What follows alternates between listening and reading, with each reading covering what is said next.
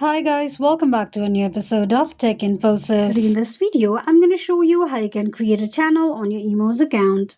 Keep watching the video till the end. To create a channel on your IMO's account, firstly go ahead and launch open your IMO application on your device. The home page of IMO will be displayed on the screen. Tap on human menu icon at the top right corner of the page. On the next page, click on Channels option. Now tap on Create Channel option. Now all you need to do is enter your channel name and tap on Done option at the top right corner of the page. You can also invite your friends if you want to. This is how you can create a channel on your Emo's account quickly and easily just in few steps.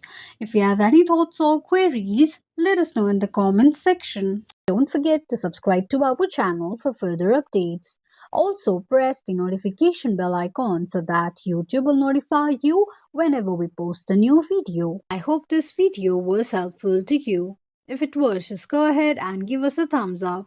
Feel free to comment down any suggestions or improvements to be made to our channel by commenting on the comment box. We will be looking forward to upload more contents and tutorials on the upcoming video for your convenience. Thank you so much for watching.